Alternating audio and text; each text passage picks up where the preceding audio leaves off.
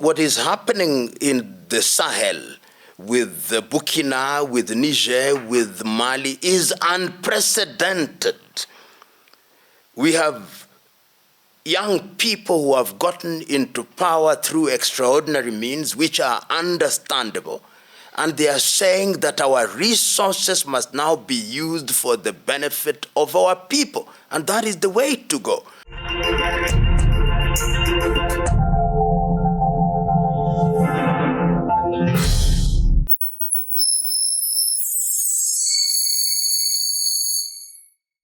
Hey there, and welcome to Fa Mambbo Africa. It's always an exciting time, and today it's more exciting because we have one of the most vocal Pan-Africanist voices in the continent. And of course, when you see PLO in the building, you know we have a lot to talk about, from Kenya to Africa and to the geopolitical space. Karibu sana, Professor. Asante sana kwa kunialika. Ukianza Kiswahili kidogo utanipoteza. Good to see you. Thank you. On this National Prayer Breakfast Day for Kenya. And the highlight for me for that national breakfast was that our president apologized to our neighbors Uganda and Tanzania for anything that we might have wronged them with. What is your feeling of his speech? Diplomatically, I think President Ruto has done the right thing. We must remember, one, that President Ruto is the current chair of the East African Community. We must also remember that the current Secretary General of the East African Community is Kenyan. And for that reason, if Kenyans have conducted themselves in a manner that has been interpreted by Uganda and Tanzania as constituting disrespect, it is incumbent upon the President of the Republic of Kenya to offer apologies. Of course, there are those who will say that the apologies are not heartfelt, that the apologies are merely diplomatic niceties. But that is how it begins, so that we begin to create an environment where we can engage as we should, like sisterly nations. We are talking about the integration of East African community, and we cannot integrate when there is mutual suspicion. And we must also remember that East Africa has found itself in this situation before. In 1977, when East African Community One was collapsing, one of the reasons was what was described at that time as the Nairobi mentality, to mean that Kenyans look down upon other members of the East African community. And I believe that the president is informed by those historical realities, and he has seen it fit on the occasion of the prayer breakfast to offer apology. All right, that's great to hear and understand the basis. When you look at the beginning of all this tiff that has been going on between Tanzania and Kenya in the last 1 week, came after we had our citizens, senior citizens and respectable citizens of Kenya, Mother Karua, Dr. Willy Mutunga, among others, deported, and of course Boniface Mwangi, who was tortured and dropped somewhere at the border. When you see such things happening from our neighbor state, what is your take on that, and why would that have happened actually? First of all, let us use terminology correctly. In my understanding, Martha Karua and Dr. Willy Mutunga were denied entry into Tanzania. They did not actually get into Tanzanian soil. That is denial of entry. And I speak as one who has been denied entry. In 2018, I was denied entry into Zambia during the administration of President Lungu. And if you look at the news, the then Vice President Winner did actually issue a statement saying that I was denied entry for security reasons. I was not deported. I was then interviewed myself, and this is the position that I took, that if in the interpretation of the administration of President Lungu I am a threat to security, then they must do what they must, and I must accept it whether I like it or not. And that, I think, is how we should behave. Why? Because every country has its own laws and how they interpret threats to security. Those interpretations may be unreasonable. We may not like them. They may harm our ego, but that is their interpretation. In the case of the two individuals who are admitted into Tanzania, that is Boniface Mwangi and the lady from Uganda, allegations have been made about torture. And I speak as a lawyer would. Allegations have been made. And we have seen them coming into the country in ways that are not normal. It is incumbent upon the government of the United Republic of Tanzania to institute investigations to ensure that those who may have perpetrated such acts are dealt with in accordance with the law. And it is not lost on me that, in fact, the government of the Republic of Kenya did, in fact, write to the government of the United Republic of Tanzania to give access to Boniface Mwangi. And it is the day after that was done that he was actually released and dropped on the border between Kenya and Tanzania. But when one is dealing with matters of sovereignty and one is dealing with sensitive matters such as these, I think it is important that one is not quick to jump to conclusions. I am aware and I have participated in cases where individuals from other countries are allowed to observe trials, particularly when those trials have political connotations, as in the case between the Republic of Tanzania and Tundu Lissu. But the question is, how do you do it? Does the government of the Republic of Tanzania, or did the government of the Republic of Tanzania expect the individuals to make an application through the right channels, whether those channels are through the Chief Justice of the Republic of Tanzania, Ministry of Foreign Affairs, or the Office of the Attorney General, before they traveled? Remember, there is another Kenyan who was allowed to attend court, the former Chief Justice Maraga. What avenue did he follow that allowed him to get into the courtroom, which may not have been followed by the others? All these questions must be brought into play before we are quick to condemn.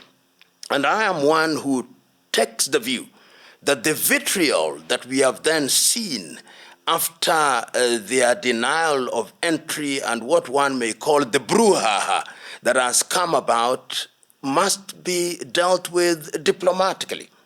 Because ultimately, as the President of the United Republic of Tanzania came out very vehemently and said, we do not want Kenyans to interfere with our affairs. The Parliament of the United Republic of Tanzania also debated the issue quite vehemently, using very strong language, which in my view is not in the best interest of all the nations in the East African community. When you see how this, especially the Tanzanian MPs debated this whole affair and looking at it from our goal to work as East Africa community, do you think not just in Tanzania, even when you look at some of the leaders, political leaders in Kenya and the talk that there is there goodwill to have a functional EAC, fully functional? You know, my own view is that even within a family, there are occasional quarrels. It is how you handle the quarrels that determines how mature you are. If you permit me this famous statement by Maya Angelou, we will be defeated many times, but we must never be defeated ultimately. And I am of the view that we have the duty to remember that historically we had an East African community that collapsed. It collapsed for a number of reasons, including, as I said earlier, what was described as the Nairobi mentality, which brought about suspicion. It collapsed because we did not allow it to be a people-to-people kind of collaboration and integration. And if indeed in 1999 we realized that we were better integrated, leading to East African Community number 2, we must remind ourselves that the path of vitriol, the path of insults, the path of condescending behavior towards one another, the path of abuse and insults is not the path to take. The path to take is the path of reconciliation, the path of accommodation, the path of recognizing that the unity that we seek is in diversity, and Kenyans have a specific and particular responsibility now, because the President of the Republic of Kenya is the current chair of the East African Community, and the Secretary General is also from Kenya. It would be sad if East African Community were to die, if the child were to die, so to speak, in our hands. We cannot do that. I would have expected by now that President Ruto would have summoned an extraordinary meeting of the East African heads of states to discuss the dangers that are posed to the situation in East Africa. Remember that even the Democratic Republic of Congo only last week did not send any representative to a meeting of speakers. So there is tension within the community, and the duty of the current chair is to ensure that that is arrested. Remember also that the Secretariat of the East African Community is laboring under the weight of shortage of funds, so that workers have not been paid or are not being paid. All these factors conjoined do not speak a very good language, and the time is now to lower the din so that the rhetoric is the kind of rhetoric that is in the best interest of East Africa, and we move in the right direction. Well, that's wise words, and I hope they will pick. From the human rights activists space, there's talk that the three presidents of Kenya, Uganda, Tanzania are actually against human rights and activism. And that's why there seems to have been a collusion to have Kenyans and Ugandans arrested in Tanzania. Would that be something that makes sense? Is it a genuine concern for activists? And also, is activism across East Africa a crime, actually? Let me first of all say that your question is leading me into the sea of speculation. It's a very deep sea, and I refuse to swim in it. I prefer to ground myself on things that I can touch. One, East Africa, like the rest of the world, is having to grapple with social media. And this is a very agile medium which you cannot deal with. President Museveni became president in the 1980s when social media did not exist in the manner that it did. President Samia Suluhu Hassan runs a country that, whether you like it or not, is politically there is some kind of discipline, and CCM Chama Cha Mapinduzi, which came after TANU and Afro-Shirazi, has been in power since they regained independence. And in Kenya, of course, we have had a totally different trajectory with the multiplicity of political alliances. And of course, South Sudan has its own problems. Rwanda and Burundi have their own way of doing things. Somalia, which is also a part of the East African Community. And of course, the Democratic Republic of Congo. What is my take? I believe that those who are warriors for human rights must be given space. History has been consistent in telling us that rights must be fought for. And some of the individuals that are involved in this kind of situation are people that I know reasonably well. They have been in these spaces and they have made their contribution.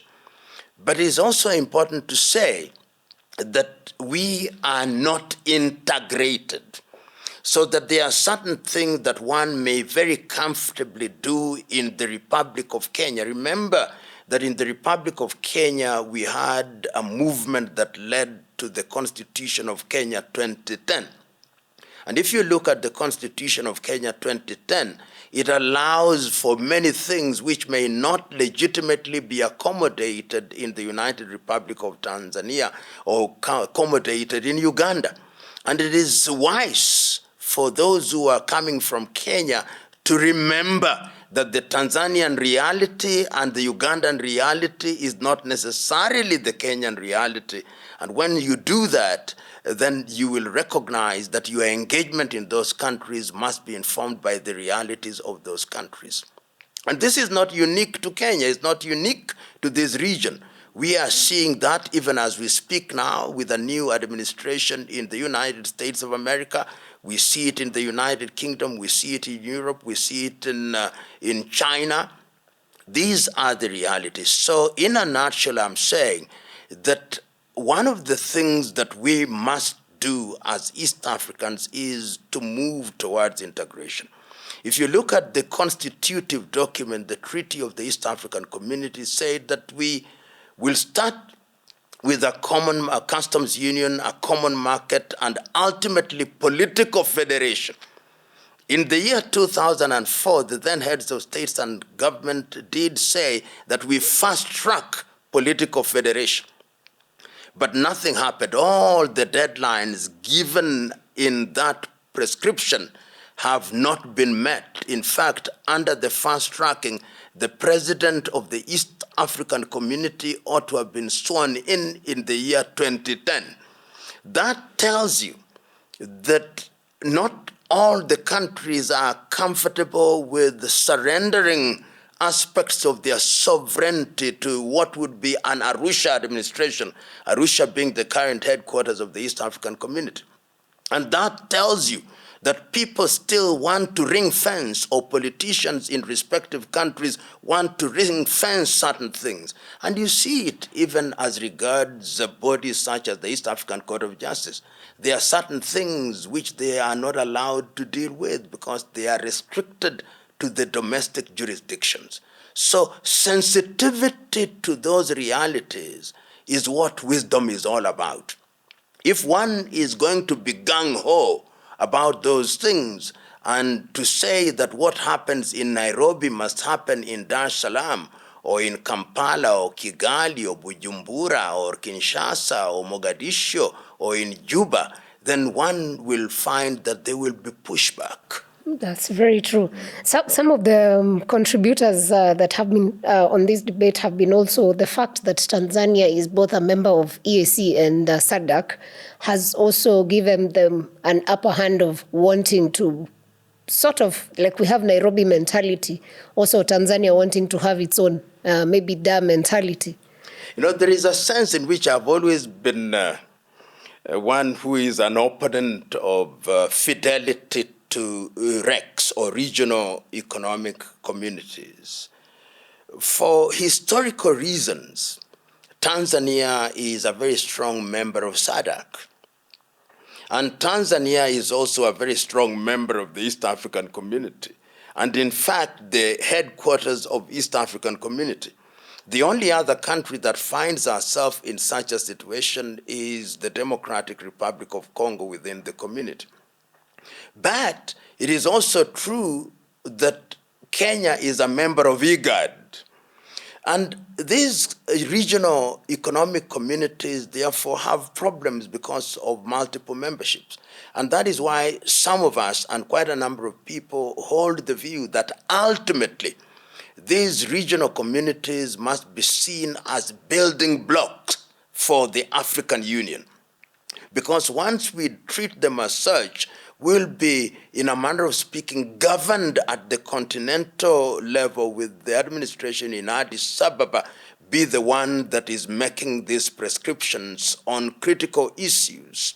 As we, if one must compare, we see in Europe with the European Union, with the European directives covering critical issues, whether it's on economic issues, whether it's on human rights issues, on matters as mundane as the quality of water. So it is true that when you belong to two RECs, there are situations where you find yourself conflicted. Conflicted because you may discover that there are certain things that SADC wants to be done in a particular way, and the EAC does not want them to be done. And this itself does create problems. And I think the quicker we harmonize these recs and harmonize the constitutive statements and move towards a more integrated Africa in the manner that was contemplated in 1963, the safer we will be. Very, very interesting. What would be the solution then for, of course, the bigger dream is to have a united Africa. But before we get there, what's the first steps that will actually functional steps for East Africa, for that matter? I hold the view that East Africa should very quickly move towards integration. And I now hold the view that although we have a number of newly admitted countries such as DRC and Somalia and Sudan, if you may, in terms of integration, we should have what I call coalition of the willing. If Tanzania and Kenya and Uganda and Rwanda think they are ready, then we can start and the others will join. And what do I mean when I talk about integration? I know that we are already dealing with a common market not as well as we should. I know that we are already dealing with customs union as well as we should. I think that we should be moving towards political integration. And political integration will mean that we begin to have somebody who can be designated as the head of East African community politically. Even if it is rotational in the early days, it will be a good thing. It will mean that our judicial system will be a lot more integrated, so that instead of having a Supreme Court of Kenya, Supreme Court of Uganda, or the High Court of the Court of Appeal of Tanzania, all those courts will be merged, and what will then be the ultimate court in the region will be the East African Supreme Court. If we did that, and we have a parliament that is functional, not an East African parliament which does nothing, whose laws do not affect us, we have a proper parliament, we ensure that we function as would a country. It will take time. One does not believe, at least I do not believe, that it's going to be a big bang kind of thing. But we should be making steps, even if they are baby steps, so that we eliminate even free movement of peoples. We now have an East African passport, and we can move within some of the East African countries by way of an identity card. That is good. What we should do, as a good friend of mine is a member of the East African community called David Sankok. He normally says that we should widen, deepen, and strengthen. Widen, deepen, and strengthen the East African community. And if we do that, and do it in sincerity, I think in matters of integration, the peoples of East Africa are ahead of the political leaders. That's very interesting, and I can't wait to see if we achieve that, having one court. Having seen what the Supreme Court of Kenya handles, yes, it would be very interesting to see when it's a whole East African region with one space, for that matter. Wow, no, I think we've had too much of Tanzania. Now let's just move a bit. Yes. The General Langley is in Kenya. The U.S. AFRICOM is in Kenya for some security meeting, and he's given, okay, not a directive, but he's been proposing that they need to get away, like Kenya should focus on its own security, that America should not be bothered so much on putting in so much about security in Kenya. How is that moving forward, and how does that affect our Somali relationship with Kenya and the integration that goes into that? First, let me say that every country that is sovereign has the primary duty of taking care of its security, both internally and externally. Kenya has that obligation, which means that it is anomalous to have military bases of a foreign country in your country, unless it is for purposes of collaboration or cooperation, which should have a term limit. I can't agree, therefore, with the American general that we must pay our bills in order to defend our country. And if we do that, then we will use our resources properly and use them for the benefit of our people. Because what has happened over the years, and this is not only true of Kenya, but true of a number of African countries, because we have relied so much on being supported by the people at one time, we called them donors, sometimes we called them development partners, but what is the reality is that they support things that we should be doing. So that if we have a problem with Somalia, for example, this is a sister nation. This is a sister nation which is also a member of the East African community. This is a nation whose indigents and nationals are also to be found in Kenya. You know, Somali is a unique nation. There are Somalis who are Kenyans. There are Somalis who are Ethiopians. There are Somalis who are from Djibouti. And this is by dint of a colonial legacy which we chose to live with, the Berlin Conference of 1884. In 1963, there was an attempt, an argument that boundaries should be redrawn. And it was in Cairo in 1964 that the leaders said that there would be so much trouble and disturbance if we tried to interfere with these boundaries. That is how the doctrine of inviolability of inherited boundaries came about. And it was very well articulated by the leaders of the day, including greats such as Kwame Nkrumah, Gamal Abdel Nasser, and Julius Kambarage Nyerere. The understanding, of course, was that we would be moving towards integration, and that those boundaries would only be useful for purposes of administration, not as places where we would station our armed young men and women to kill each other.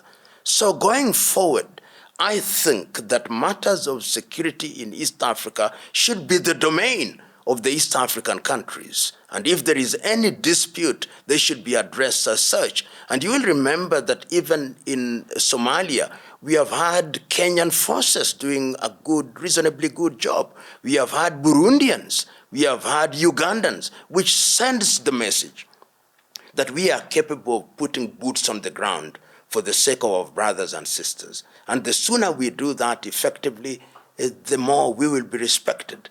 It should not take the United States of America and their taxpayers' money to create security in this region.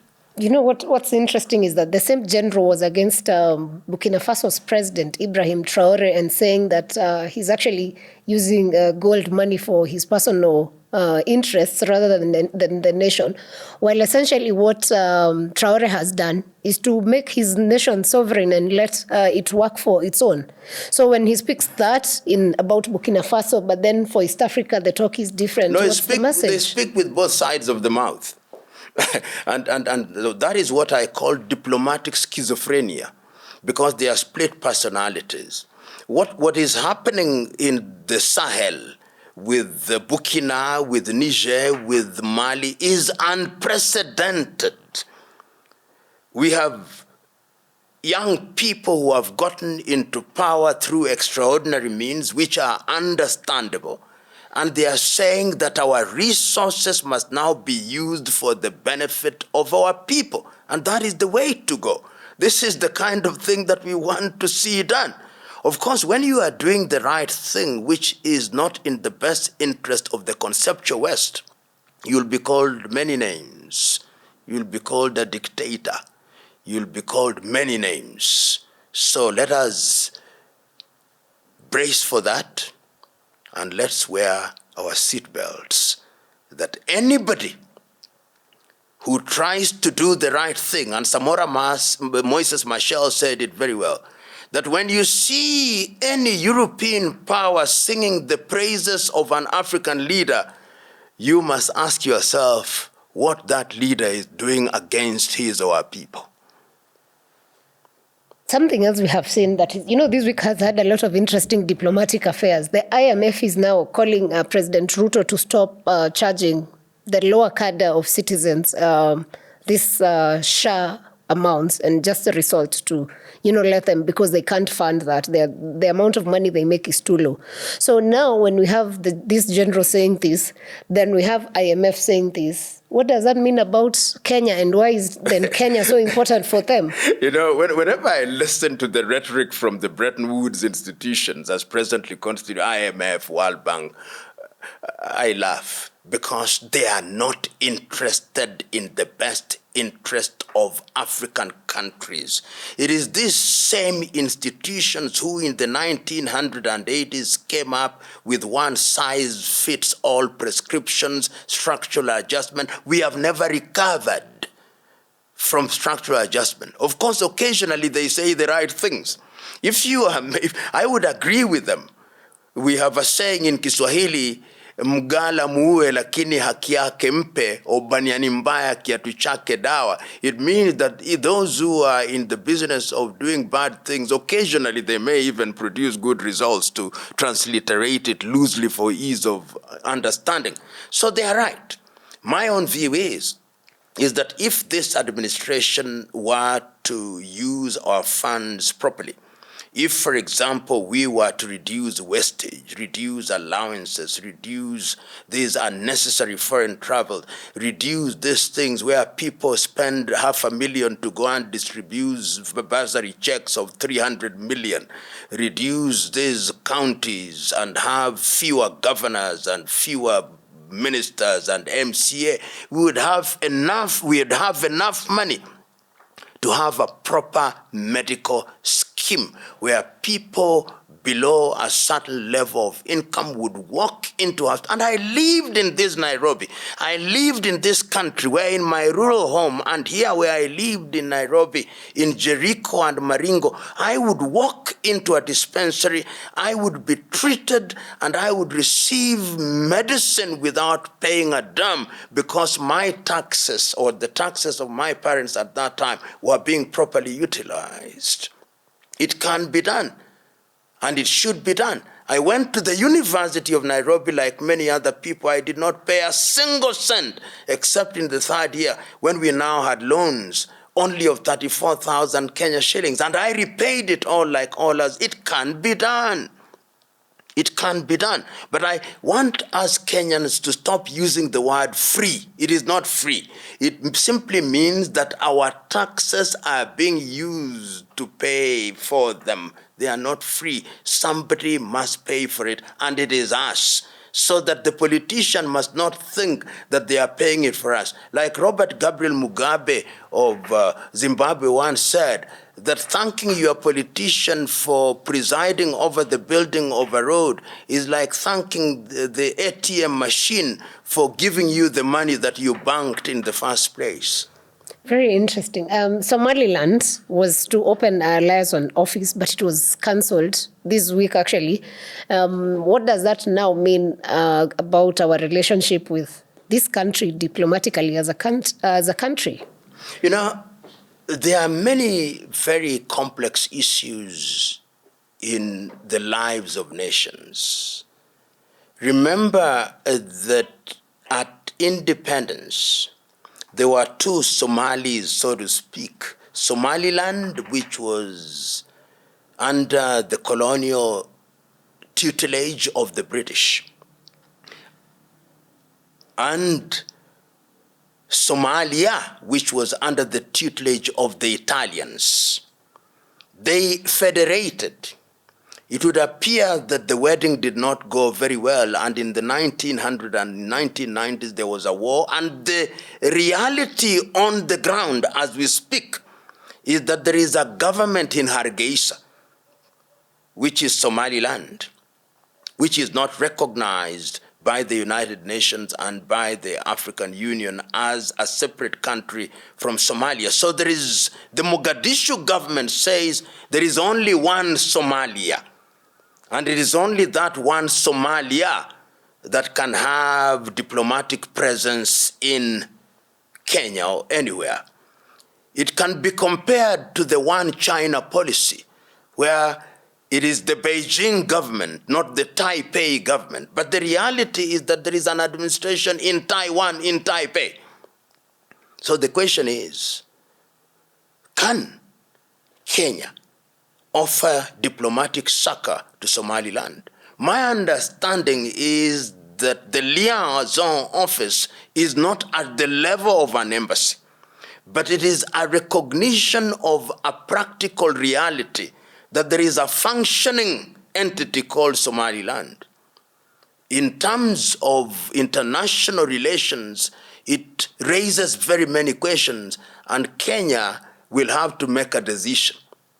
One of the things that I talk about is not unique to that part of the world. I think that when we talk about African unity, these are some of the things that we'll have to grapple with. It is not going to be easy. It is going to be uncomfortable. Sometimes it is going to be heated, but we must deal with them in the same manner that we dealt with the question of South Sudan. The same issue is being raised in southern Cameroons.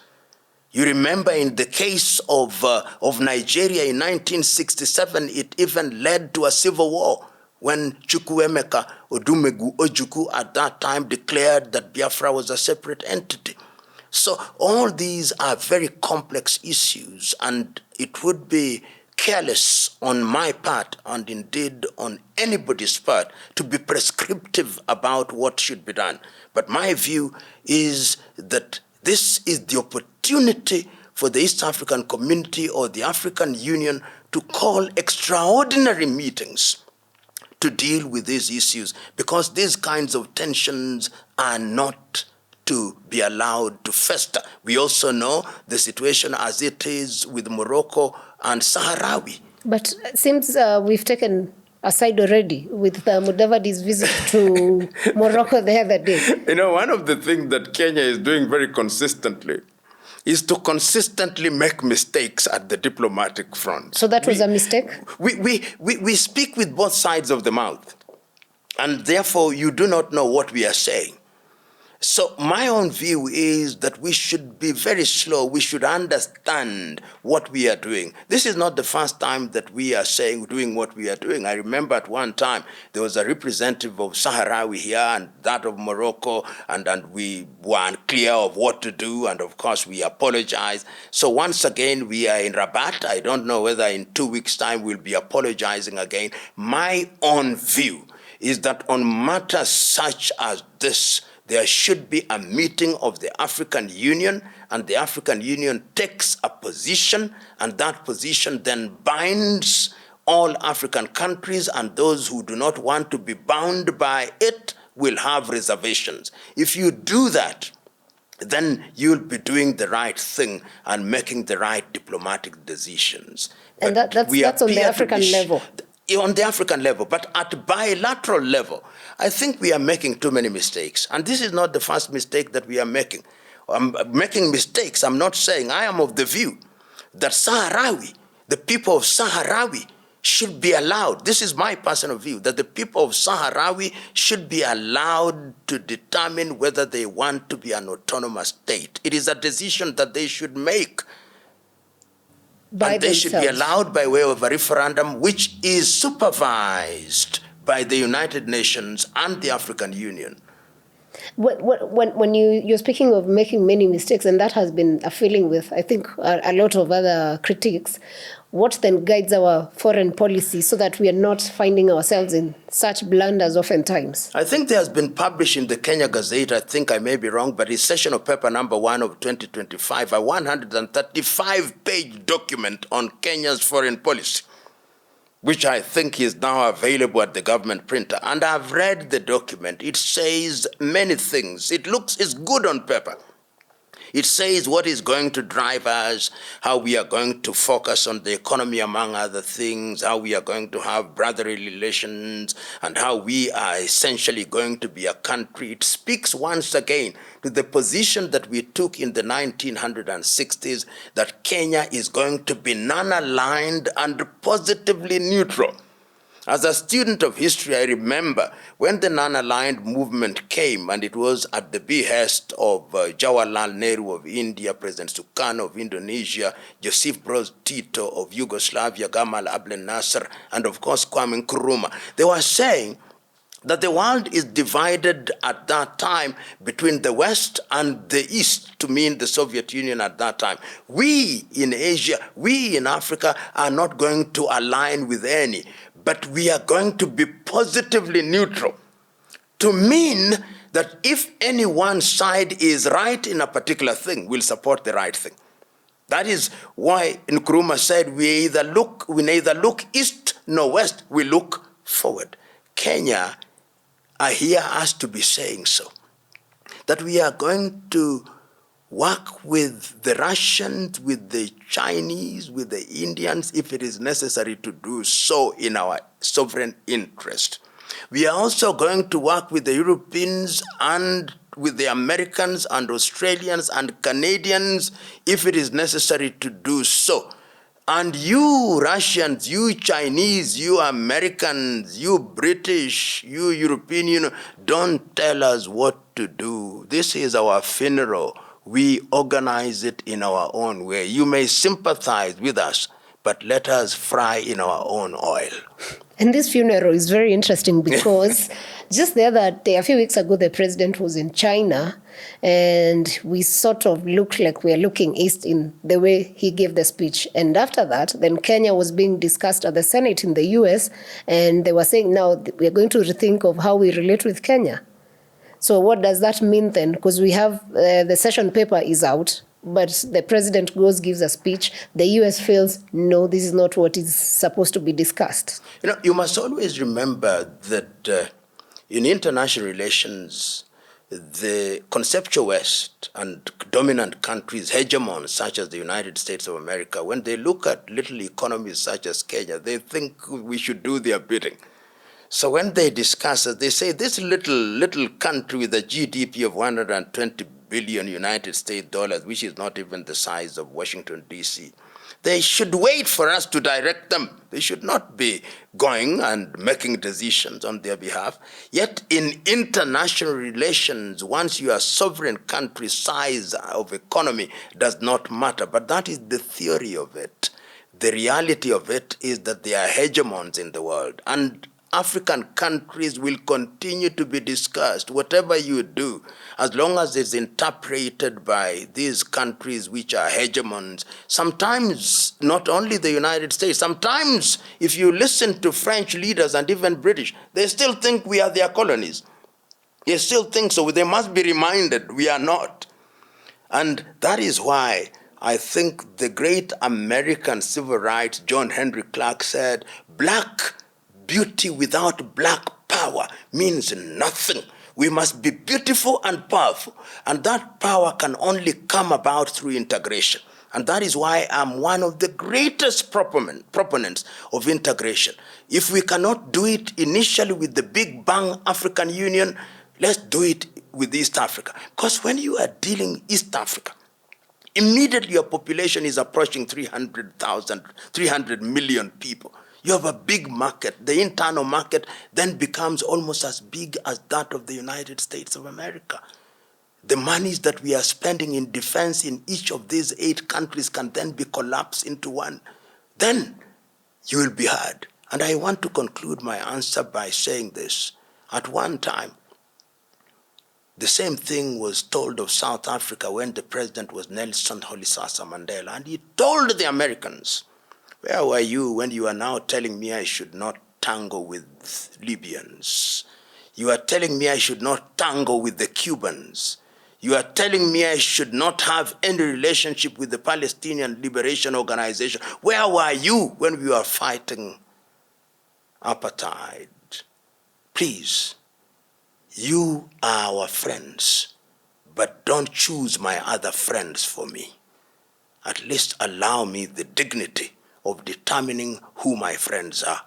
Do you think the issue of AGOA may be a key factor as to why the US feels like they can also control?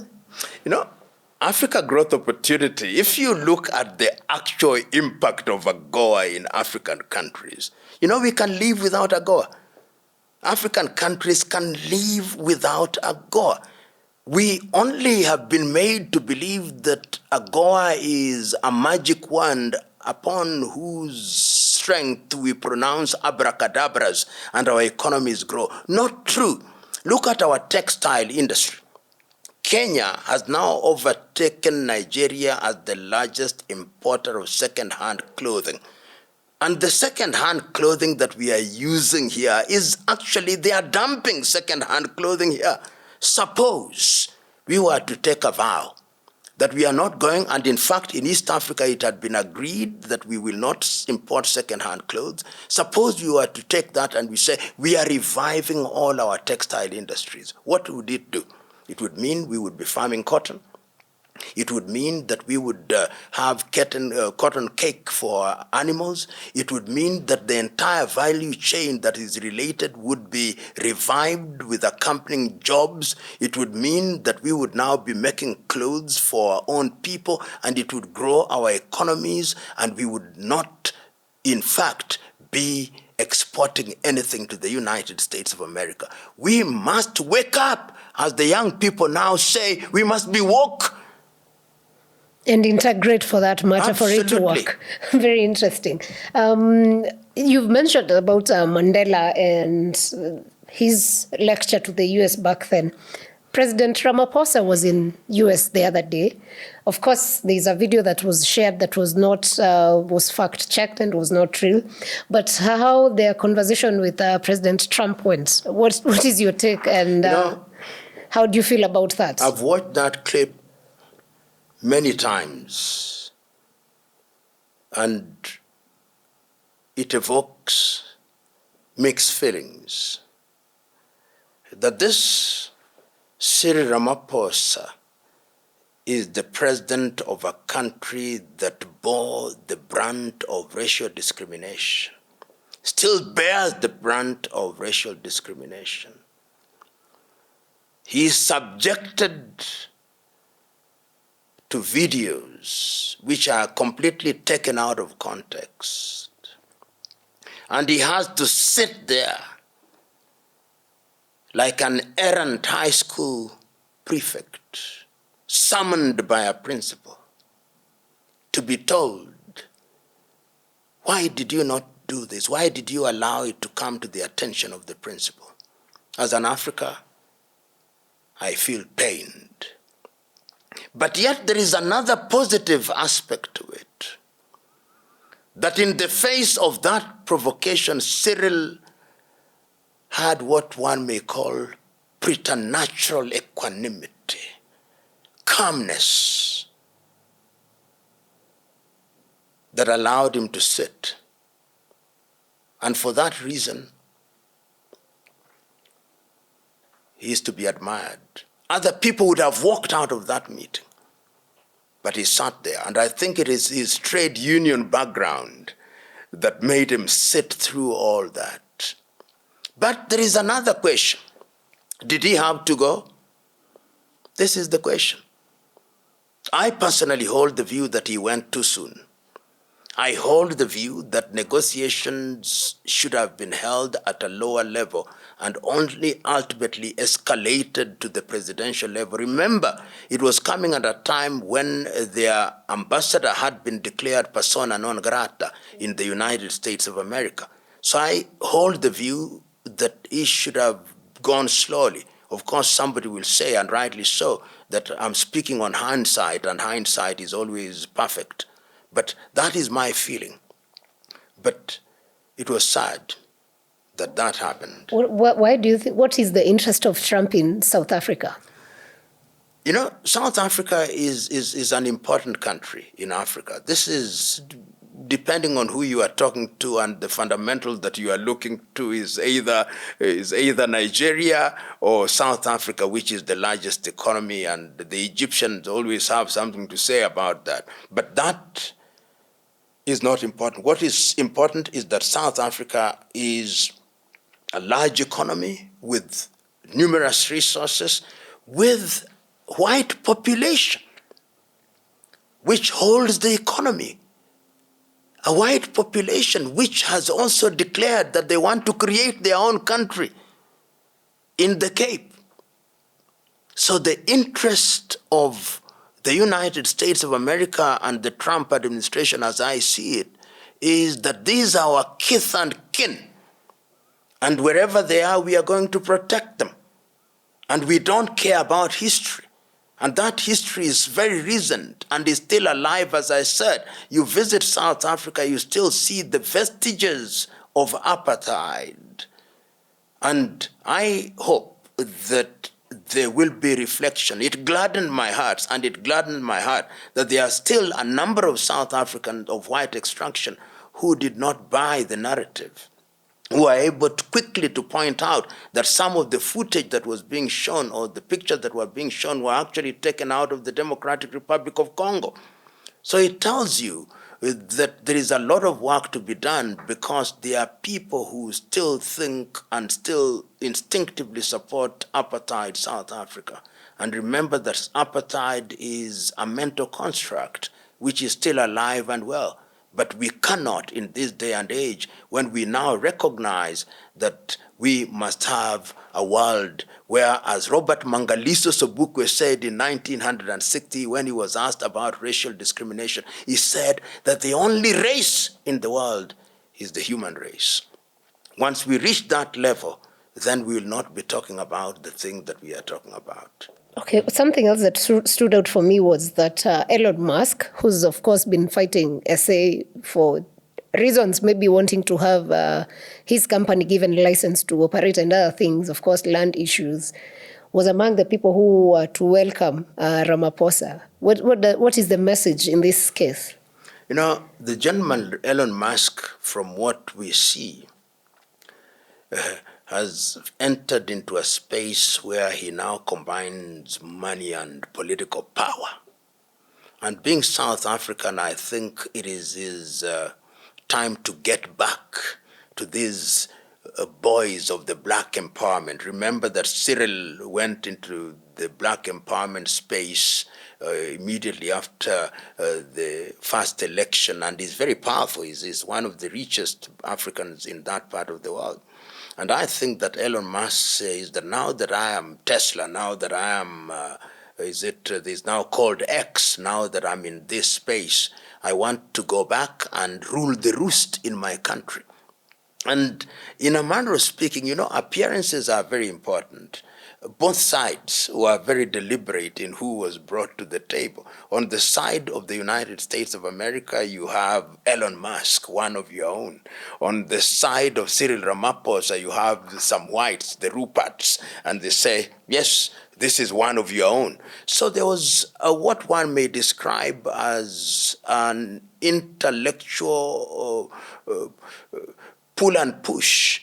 And I'm using the word intellectual very deliberately for want of a better word, but it was a tug of war of sorts.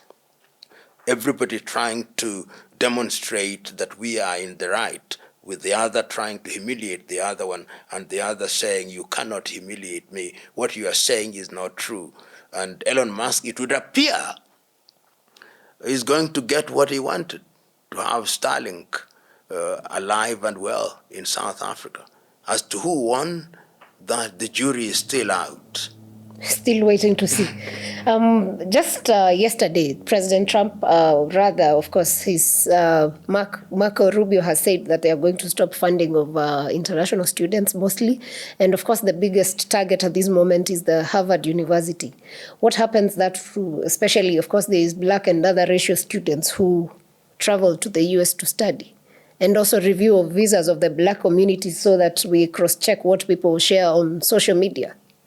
You know, it is easy from outside to be quick to judge, but it is unfortunate, in my view, that in this day and age, we should talk about excluding anybody from seeking education anywhere. When we talked about globalization, what did it mean? It meant that I, who is in Nairobi, Kenya, should with ease study in the United States of America, study in Moscow, study in Beijing. And the United States of America is a home of immigrants. It used to be said, the land of the pilgrim's pride. Almost every person, apart from the indigenous Americans, are immigrants. And to shut them out in this day and age is unfortunate. So that when you read the toing and froing, the kind of statement that are emanating from Harvard University, it started initially with the University of Columbia, now Harvard, and you now see that people's social media platforms are going to be reviewed, almost censorship. In other words, if you are a student applicant, I'm understanding this to mean we'll want to go into your Instagram page, into your X page, into your pages in the social, into your TikTok, and find out what you've said in the last 6 months. And on that basis, we shut you out. But yet, one of the things that one hears about the United States of America is freedom of speech. And I can still remember the very eloquent speech of Martin Luther King Jr. in 1963. He repeats it in 1967. He says that once I heard that there is freedom of speech in the United States of America. Of course, when there is freedom, it also comes with responsibilities. And when people don't live up to those responsibilities, you punish them in accordance with the law. My prayer and hope is that these will be revised and that Harvard University will have the freedom that it enjoys to accommodate students from different parts of the world. It is important even for students in the United States of America. True. What do you make of Trump's visit to Middle East, and especially a meeting in Syria, and how it affects the global politics? You know, the Middle East, perhaps not the Middle East, but there is something happening in the Gulf, whether one likes it or not, whether you are talking about the Emiratis, you are talking about the Omanis, you are talking about the Qataris, you are talking about the Saudis. There is something happening there. They have some emerging power that the world is being attracted. Remember that peace negotiations, whether it's between Russia and Kiev administration in Ukraine, have been held there in that part of the world. Democratic Republic of Congo and Rwanda have also had negotiations there.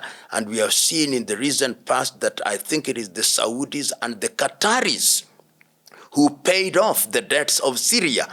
So what one sees, that there is also a contest there, a contest particularly in Syria. See that Syria was seen as being pro-Russia during the Bashar al-Assad administration. The new administration is now being seen as capable of being wooed to come into the American and European orbit, and they are being promised all manner of things. So those visits by several of his senior officials, including Mark Rubio, including the president himself, going to Qatar, is indicative of the reality that there is an unspoken battle of a diplomatic nature, which is designed from where I sit to ensure that Beijing and Moscow do not have influence in that region. Does it in any way also affect what he said about the president of Russia yesterday, I think on his Truth social space, that that Trump's presence has helped him survive a lot of other things, bad things that could have happened for Moscow? Speculation once again, and the Trump administration is just slightly over 100 days. And I think that whether you like it or not, the administration in Russia is one that has survived many things. And remember that Putin himself has been around for quite some time.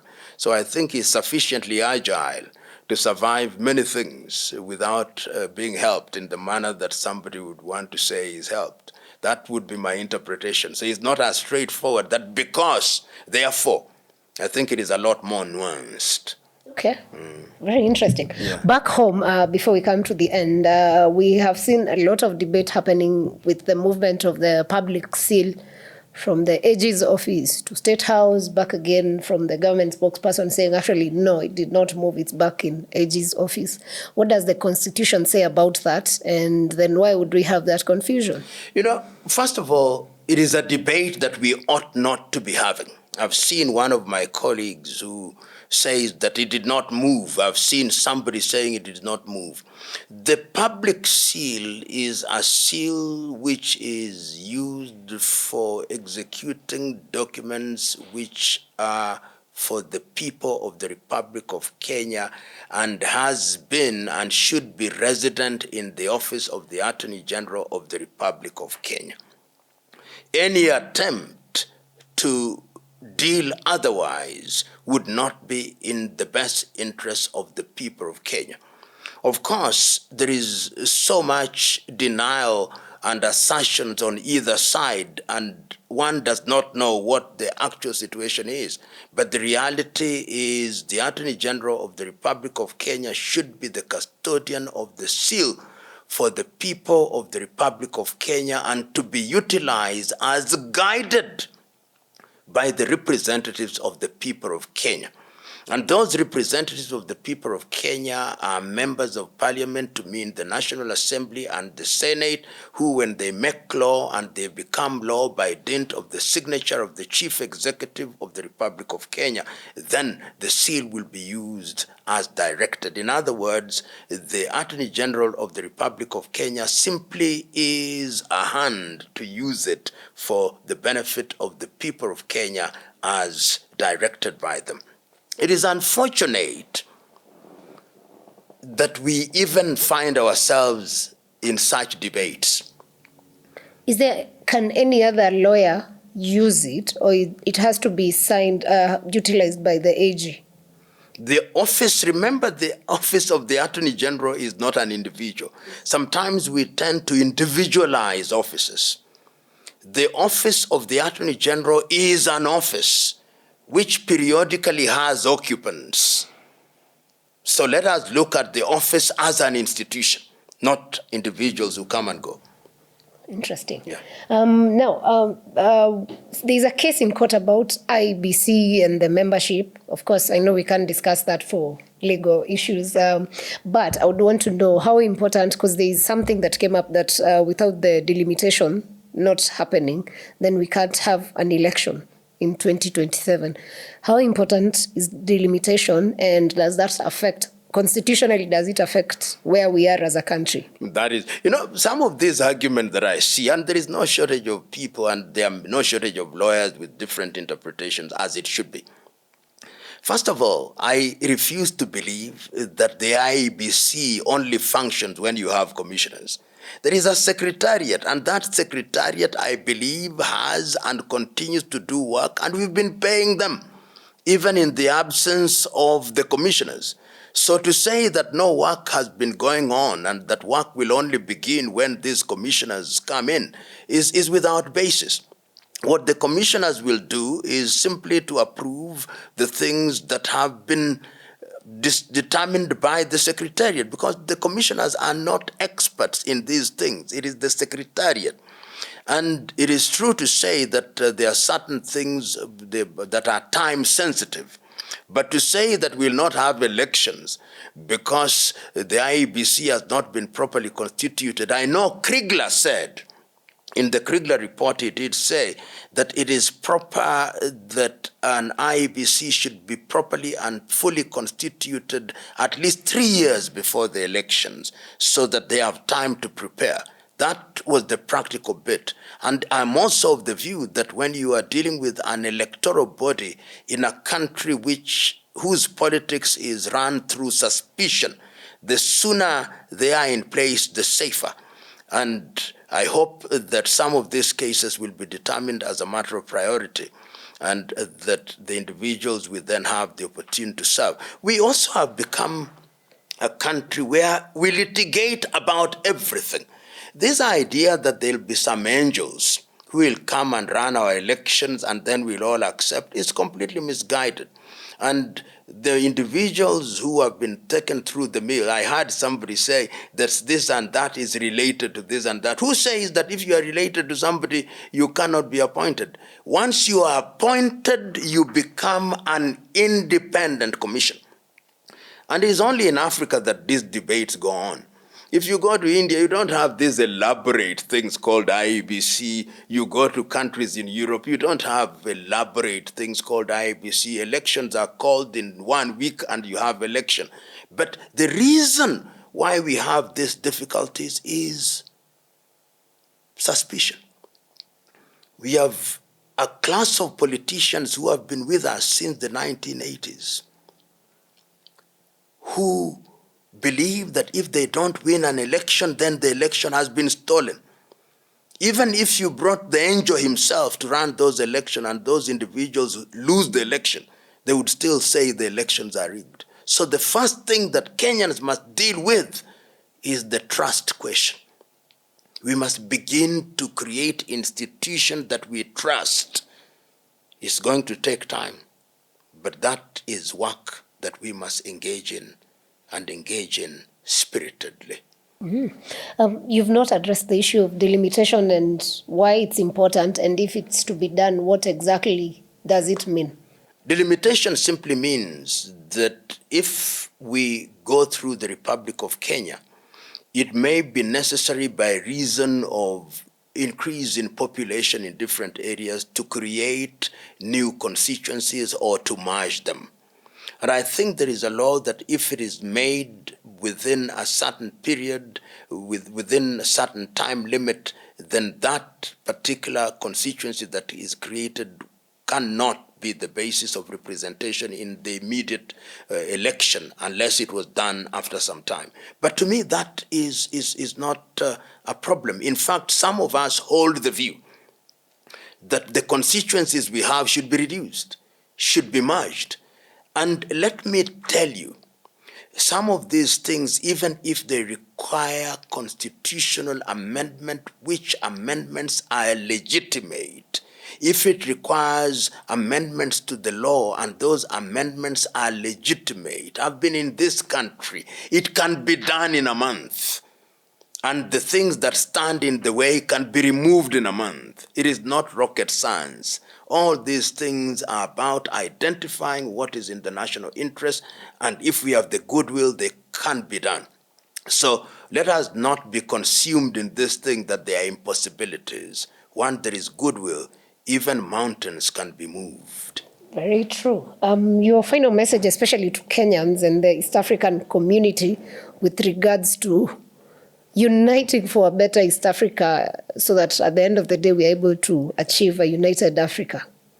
Without standing on any high horse, I hold the view that we as Kenyans, we as East Africans, particularly Kenyans, we must remember that we hold the chair and the secretariat of the East African community, and our words must be measured. Some of the personal ad hominem insults that I've seen circulating in the media against the President of the United Republic of Tanzania are unacceptable. We must not be a country that gives vulgarity and foul language pride of place. We can say things that are painful, but say them in a painless way. I believe we owe it to ourselves. Unfortunately today, we believe that the more vulgar one is, the more abusive one is, the more popular he or she becomes. We must exorcise the ghost of vulgarity. Interesting. That's a very good place to end it. Thank you for watching Fa Mambbo Africa episode today. I hope you learned a thing or two. Remember to subscribe if you've not done that by now. We'll catch you on the next episode.